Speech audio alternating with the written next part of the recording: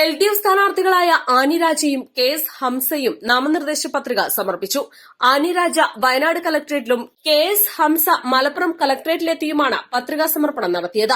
മലപ്പുറം മണ്ഡലം സ്ഥാനാർത്ഥി വി വസീഫ് കഴിഞ്ഞ ദിവസം പത്രിക സമർപ്പിച്ചിരുന്നു.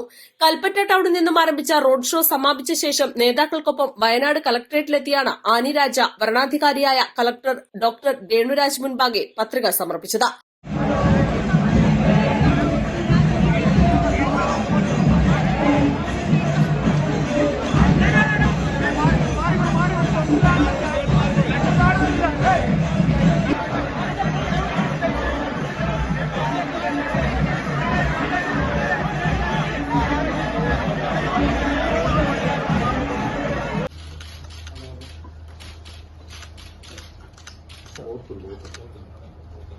LDF പാർലമെന്റ് മണ്ഡലം തെരഞ്ഞെടുപ്പ് committee chairman CK Saseendran, convener TV ബാലൻ, CPM ജില്ലാ secretary P Gagarin, OR Kelu MLA, PK മൂർത്തി എന്നിവരാണ് ആനി രാജയ്ക്കൊപ്പം ഉണ്ടായിരുന്നത്.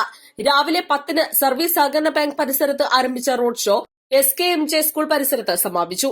അരിവാൾ നെൽക്കതിർ ചിഹ്നം പതിച്ച തൊപ്പിയും കുടകളുമായി നിരന്ന അണികൾ കൽപ്പറ്റ നഗരത്തെ ചുവപ്പിച്ചു. കുക്കി വിമോചക പോരാളിയും ULAU tribal women's forum Manipur vice president Gladi Vaiphei Kunchan, Tamil Nadu ന്യൂനപക്ഷ കമ്മീഷൻ അംഗം തമീം അൻസാരി, സത്യമംഗലത്ത് നിന്ന് വീരപ്പൻ വേട്ടയുടെ പേരിൽ പോലീസ് അതിക്രമത്തിന് ഇരയാക്കപ്പെട്ടവരും റോഡ് ഷോയിൽ പങ്കെടുത്തു.